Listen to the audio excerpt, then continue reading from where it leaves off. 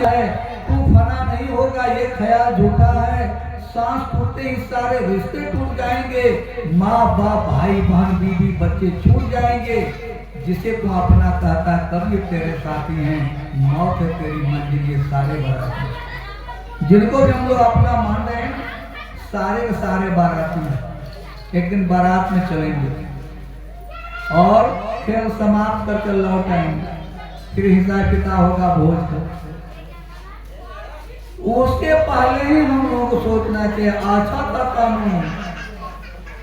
पाठ में आया ना, सुनी समझाही मन मोदी तो माना मत जाही, आती अनुराग अल्लाह ही चार बार अच्छा का कानून। यानी शरीर कहते ही साधु समाज प्रयाग, इसको प्रयागराज का स्थान दिया गया।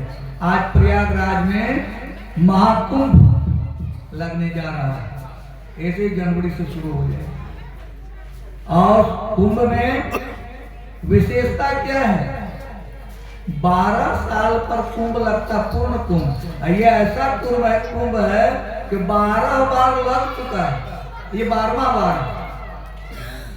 बड़ा महत्व उसका है कुंभ का। और यहाँ कहा जा रहा है ऐसा तत्व साधु समाज प्रयाग, साधु समाज वो प्रयागराज है, इसलिए महत्ता दिया गया है संतों का, साधु संतों का। इसलिए प्रयागराज कहा गया है, यहाँ पर जीते जी मुक्त होने की बात कही जाती है। कैसे मुक्ति होनी है, कल मैंने स्वामी सिंहान जी महाराज की चर्चा की।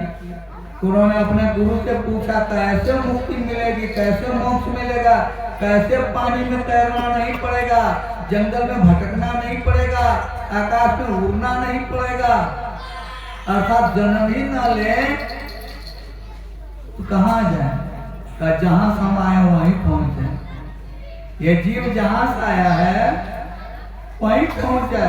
जीव पीव का अभिन्न अंश है, ये अभिन्न अंश जब अपने पीव से मिल जाता है तब आना जाना समाप्त और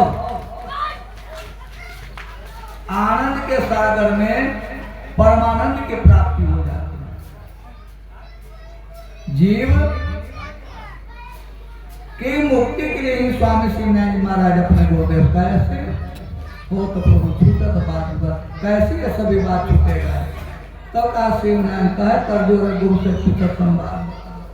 और शिवनारायण स्वामी कहते हैं अब सुन शिवनारायण सोई, जो गुरु कहे सोई सिद्ध करें। गुरु जैसा कहता शिष्य को वैसा करना चाहिए। गुरु जैसा करके प्राप्त किया है, जैसा करके वे आनंद को प्राप्त किया है, जैसा करके वे अपने पीर से मिल गया है, वैसे करने की युक्ति अपने शिष्य को देते हैं।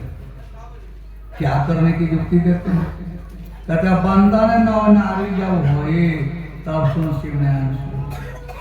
नौ नारी का बंधन करने की युक्ति बताते हैं। चाहे पुरुष हो या स्त्री हो, सभी का 9 दरवाजे खुले हुए हैं। 2 आंख, 2 कान, 2 नाक के छिद्र, 1 मुंह और 2 नीचे। ये 9 दरवाजा सबका और सब खुला हुआ। आंख खोल करके हम लोग देखते हैं, कान खोल कर सुनते हैं, नाक से सांस लेते हैं, मुंह से बोलते हैं, सब खुला हुआ। कहा इनको बंधन करने की युक्ति सीखना पड़ेगा, कैसे बंधन किया जाए, कैसे इसको रोका जाए। इसलिए हमारे शरीर में 72,000 नाड़ियां हैं और 72,000 नाड़ी में 108 प्रधान है। 108 प्रधान में 10 प्रधान है और 10 में से 3 मूल रूप से हम लोग जान रहे हैं, इंगला पिंगला सुषमा, ये 3 इधर 9 दरवाजे में जो है लगा हुआ है। तो कहा कि 9 दरवाजे का बंधन करने के बाद 9 दरवाजे को बांधने की युक्ति गुरु बताते हैं कि 9 दरवाजे कैसे बंधन कर, कैसे बंद करेंगे। कबीर साहब कहते हैं आंख कान मुख बंद करावो, अनहद जीना शब्द सुनाओ और दोनों तिलिक तार मिलाओ, फूटे फूल जा रहा है। यही बात तो कबीर साहब भी कर रहे हैं। तो बिना गुरु युक्ति से मैं ही हुआ कहते बिन दया संतन के में ही हुआ नहीं, होता नहीं, होना है। मौखिक कितना हूँ सुना दिया जाए, बात समझ में नहीं आती है। तब गौरव महाराज ऐसे ही बता देते हैं तो बस पुस्तक की भी बात समझ में आने लगती है। तो 9 दरवाजा बंद करने की युक्ति जब हम सीख लेते हैं तब 10वें दरवाजा को चलते हैं। वह 10वें दरवाजा को ही ब्रह्मलीन महर्षि में ही बाबा कहते हैं अद्भुत अंतर की डगरिया जा पर चलकर प्रभु मिलते। अद्भुत रास्ता है वो 10वें दरवाजा जिस पर चल करके प्रभु का दीदार होता, दर्शन होता है, आत्म साक्षात्कार होता है। उस पर चलने के लिए गुरु से सीखना पड़ेगा। पहले क्या होगा तो मैं ही वह 4 प्रक्रिया बताते हैं कि मानस जप, मानस ध्यान, दृष्टि योग, साधन, सूरत शब्द। अब ये संतई भाषा सुन करके लगे क्या क्या बकते हैं, लेकिन नहीं, यही जीवन का मूल सार है। मानस जप, जप 3 प्रकार का है। एक जप हरे राम राम राम हरे हरे, हरे कृष्ण माइक लगा करके कुंजी में 24 घंटा 24 प्रहर गाते हैं, कहते हैं अखंड हरि नाम कीर्तन। वो अखंड है कि खंड है? आज शुरू हुआ और 3 दिन में समाप्त। अखंड हुआ, खंड हुआ, लेकिन लोग कहते हैं चलिए मान लो अखंड नहीं है। एक सवाल इसी प्रकार से आया था, गायत्री परिवार के लोगों से बातचीत होती है, उठ बैठ होता है उनके लोगों से जो अच्छे अच्छे वक्ता हैं, साधक हैं। तो मैं भी एक बार हरिद्वार गया था शांति कुंज, और लोगों ने वहाँ कहा कि अखंड ज्योति का दर्शन कर लीजिए। यहाँ आए तो अखंड ज्योति का दर्शन नहीं किया तो क्या किया? चलिए, आचार्य श्री राम शर्मा अखंड ज्योति में प्रकाश जलाए हैं, वो अब तक जल रहा है, दर्शन किए। फिर पत्रिका निकलती है अखंड ज्योति, पत्रिका भी अखंड ज्योति। तो बातों हमने कहा भाई वो जो अखंड ज्योति है आचार्य श्री राम शर्मा का जलाया हुआ, वो अखंड है कि खंड है? बोला का अखंड है। अखंड किसे कहते हैं, खंड किसे कहते हैं? खंड वो जो पहले नहीं था अब है, बाद में नहीं हो, वो खंड है। अखंड वो कि पहले भी था, आज भी है, बाद में भी रहेगा। जो तीनों काल में समान रूप से उसे अखंड कहते हैं। तो आचार्य श्री राम शर्मा आए, उन्होंने जलाया, तो उसके पहले कोई प्रकाश नहीं था। अब वो चले गए, जल रहा है। हो सकता है कभी वो समाप्ति को हो जाए, वो तो अखंड नहीं हो। पत्रिका भी अखंड है, पत्रिका छपती है, जब तक पहले नहीं था अब छप रही है, बाद में बंद भी हो सकती है। कहना तो ठीक है। अखंड ज्योति हमारा आत्मा है, आत्मा ये अखंड प्रकाश पुंज है। इसको शिवनारायण स्वामी कहते हैं झेलमिल तारा अगम गंभीरा, एक ज्योति से बड़े शरीरा। यही आत्मा का प्रकाश जो अखंड है, जो था, है और रहेगा। ऐसी को सनातन कहा जाता है, ऐसी को शाश्वत कहा जाता है। ये हमारा अखंड ज्योति सब में, हिंदू मुसलमान ईसाई सब में बराबर है, स्त्री पुरुष में सब में, राजा रंग फकीर सब में बराबर रूप से है। वही सनातन है, वही अखंड ज्योति है। तो उसी के विषय में ब्रह्मलीन महर्षि में ही बात है। उसको जानने के लिए सबसे पहले मानस जाप, वो एक वाचिक जाप हुआ, दूसरा हुआ उपांशु जाप। हम लोग बैठ करके अपने अपने घर में जाप करते हैं, मंगल उंगल के ओम भूर्भुवः स्वः सवितुर्वरेण्यं भर्गो देवस्य धीमहि धियो यो न प्रचोदयात्। जो हम भी सुनते हैं ओट भी हिलता है, जिह्वा भी हिलती है, ऐसे कहते हैं उपांशु जाप। और ये ऐसा जाप है जो ना तो ओट हिलता है न जिह्वा हिलती है। आपे आप सुमरनी बोले कि आपे आप जो श्वासों में जपा जाता है, जिसे अजपा जाप कहते हैं, जिसके विषय में ब्रह्मण महर्षि में ही बाबा कहते हैं, उसी का जाप करने के उपांत मानस जाप, उसको मानस जाप द्वारा किया जाए तो वह मानस जाप वह सिद्ध कीजिए। मानस जाप चलते फिरते उठते बैठते मानस जाप। उसके बाद समय हो गया ना, अब उतना बुढ़ाइए कहिए ना भाभी नहीं जो नहीं आप लोग चर्चा कर रहे हो हम लोग तो मानस जाप करने के बाद तब का मानस ध्यान। आखिर ध्यान कैसे करें और किसका करें, एक सवाल होता है। ध्यान किसका करें? 33 करोड़ देवता है, किसका ध्यान करें? 33 करोड़ का बड़ा मुश्किल है। ऐसी संत लोग कहते हैं देवी देव समस्त पूर्ण परम प्रभु और गुरु में करे निवास कहते हैं।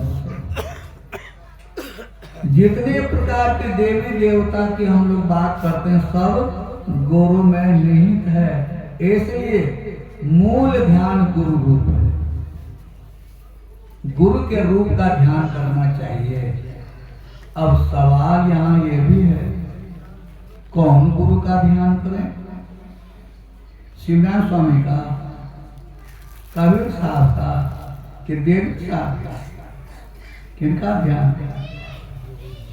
एक बात अभी बड़ा बढ़िया आया मोबाइल में, पहले सुनते थे सभी महात्मा लोग बोलते थे गुरु महाराज का ध्यान कीजिए, गुरु महाराज का ध्यान कीजिए। और इतना ही नहीं, गुरु महाराज ऐसे बोले हैं, ऐसे चमत्कार किए हैं। एक जगह सच्ची घटना में सुनाता हूँ, मैं बनी बनाई बात नहीं करता हूँ। एक जगह महात्मा गए एक मंदिर में, सत्संग मंदिर में, और उस सत्संग मंदिर में उस सत्संग मंदिर में कबीर साहब का फोटो था, रविदास का फोटो था, देवी साहब का फोटो था, तुलसी साहब का फोटो था। और महात्मा जब गए देखा कि किसने लगाया है, बोला व्यवस्थापक महोदय ने लगाया। कर जल्दी सब फोटो उतारिए, सब फोटो उतार दिया गया। कार सिर्फ गुरु महाराज का फोटो रहेगा, था मैं ही बोला था फोटो था, किसी का नहीं है। ठीक, तो उनके अनुयायी लोग मुझे कहते, अब हम लोगों को मालूम हुआ कि खाली गुरु महाराज का फोटो रहना चाहिए। अच्छी बात है, वो सब फोटो नहीं रखना चाहिए, वो अच्छी बात। महात्मा जी ने जो बोला ठीक बोला है। लेकिन हमारे देश में, देश जब आज़ाद हुआ था 47 में, तो संविधान का निर्माण हुआ। उस समय परिस्थिति को देख करके उसके बाद संविधान में कितने बार संशोधन हुआ। तो मैं ही बात कह सब संतन के बलिहारी का, अब संशोधन हुआ कि सब संतन के बलिहारी नहीं होना चाहिए, सत्संग योग का संशोधन होना चाहिए। क्या होना चाहिए? उसमें जो 36 संतों की वाणी है उसको निकाल देना चाहिए, तब तो पुस्तकें खत्म हो जाएगा। तो विचार कीजिए, कुछ दिमाग से विचार कीजिए। मैं ही बाबा का सिद्धांत कितना ऊंचा है, सबों को कितना सम्मान दिया है। और अब कहा जा रहा है, लेकिन इधर एक संतों का प्रवचन मैंने सुना है और हम उसका कि सदगुरु में ही बाबा ऐसा कहे। उन्होंने ये नहीं कहा कि मेरे गुरु हैं, वो कही कहते हैं सदगुरु में ही बाबा ऐसा ऐसा बोले हैं। और गुरु तो वो हुआ जो हमको ज्ञान दिया, वो गुरु हो गए। और ध्यान उन्हीं का करना चाहिए। तो हमारा ध्यान नहीं हो रहा है। इसका मतलब आपने जो गुरु किया है वो गुरु बड़ा, इस जगह हम बोलने में लड़खड़ा रहे हैं, इसलिए कि भगवान बुद्ध का 550 बार जन्म हुआ तब उन्हें यह ज्ञान प्राप्त हुआ बोध गया में। उसी सवाल को संत सेवी जी महाराज बड़ा सुंदर ढंग से खंडित किए, पढ़ लीजिएगा। कैसे ने संत सेवी जी महाराज से सवाल किया कि बाबा भगवान बुद्ध जैसे संत 550 बार जन्म लिया तब उसको ज्ञान हुआ, हम लोगों को गुरु महाराज कह रहे हैं कि भंडारी दे दिए हैं तुमको, जितना ले सको ले लो। ये बात कहाँ तक सही है? तब संत सेवी जी महाराज खंडन करे, बाबू सुनो बात ऐसी नहीं है। ये जो बुद्ध जी महाराज थे गुरु में किए हर जन्म में, लेकिन सच्चा गुरु नहीं मिलने के कारण 550 बार जन्म लेना पड़ा। और जिसको सच्चा गुरु मिल गया उसको 550 बार जन्म लेने की क्या जरूरत है? एक ही बार में बेड़ा पार। बोलिए श्री सद्गुरु महाराज जी। इसलिए गुरु भी करना चाहिए बड़ा सोच के, ऐसा गुरु करें कबीर साहब के तरह कि परम गुरु हो समझी कहो मोरी बाहिन, जो बालक धुन मुन खेलक सो बालक हम नहीं, हम तो चाहे सत्य के सौदा पाकर पूजन। हे गुरुदेव मेरा बाप पकड़कर संभल करके, तो ऐसे गुरु के शरण में जाने के बाद जब उसका ध्यान करते हैं तो ध्यान में प्रगति होने लगती। तब गुरु का ध्यान से कहा, अति पावन गुरु मंत्र मणि मन जाप जपो, उपकारी गुरु रूप मानस ध्यान करो। उपकारी गुरु रूप हो जाते हैं वो। और फिर जब मानस ध्यान की साधना पूर्ण हो गया तब तक का सूरत शब्द योग, सूरत शब्द योग, सूरत न आत्मा शब्द न परमात्मा। तो आत्मा परमात्मा का मिलन की युक्ति गुरु महाराज बताते हैं।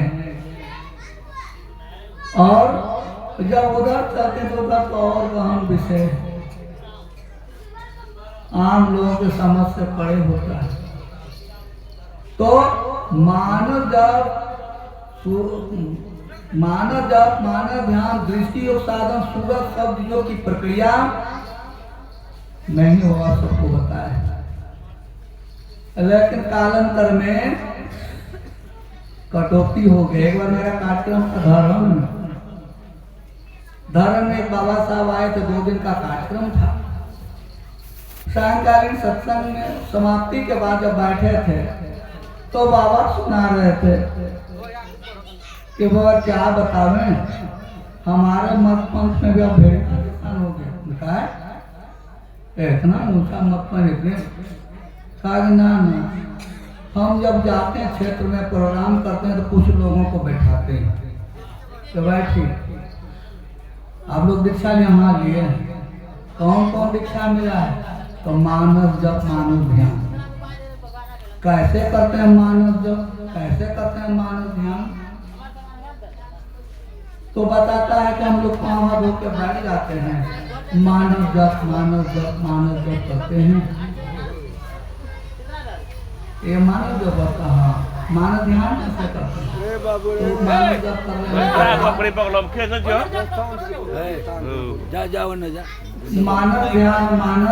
मानव ध्यान करते हैं।